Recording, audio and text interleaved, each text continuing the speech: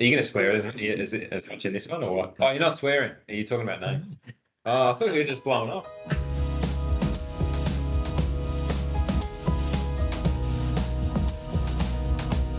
I think we're all pretty much aligned on as pick one.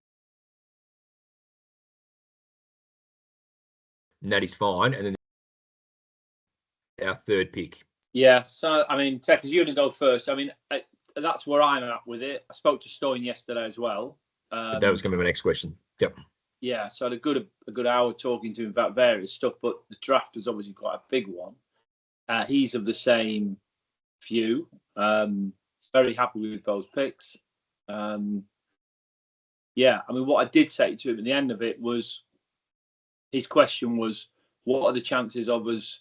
Are we definitely going to get? Or do we have to have some contingency? If so, he'd like to see the names of the people we would have if we didn't work out our way. If I put your other head on and say, right, if we didn't go, who would we go for? Who would it be? That is the tricky one. Is that there's nobody really that at Platinum. That's probably part of the issue. Platinum was, I think there's still some good bowlers in the mix at a lower level, but as far as Platinum and availability go, like by far and away the best option. Yeah, Tim's pivotal to the whole sort of organisation of this sort of space with the list management into the draft and overseas players. And obviously he's trying to come up with sort of a numbers-based scenarios where he will throw anything at me that with numbers suggest that are a positive influence for our career team. And the way we can go about things is a little bit slightly different, which is excellent because it creates conversation pieces, and I trust him 100%. So we have some great conversations and make sure that no stone goes unturned to get the best result and what we're after. So basically, all I'd like to go through today is the fact that if everyone's been through the lists and had a look, I think there's probably some potential problems for us. Australia's generally been the forefront of women's cricket. So a lot of the best players are in this country already as a local player. So it's the fight to get your local players list sorted first.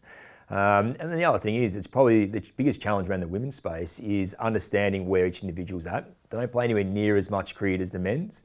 So when you start sort of running the numbers and going through the analytics and all that sort of stuff with our team, it's probably harder to sort of identify what particular role that the girls can actually play their best in, because obviously they don't get an opportunity to do all up and down the orders. So that's probably the biggest challenge when it comes to the women's space. I'm just basing this on absolute worst case, which would mean we'd have the third selection in the first round and then the 14th selection overall. If everyone takes a batter, well, then we're getting the third best batter if we're excluding the right to matches, and then it's the ninth best batter with our last pick.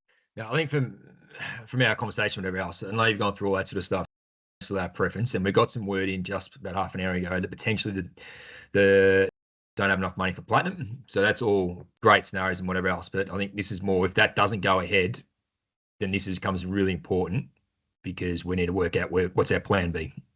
So well done, Timothy, for this. Yeah, I think if you get past and she's not available, then I think it's... Yeah. I don't think they're worth getting for the sake.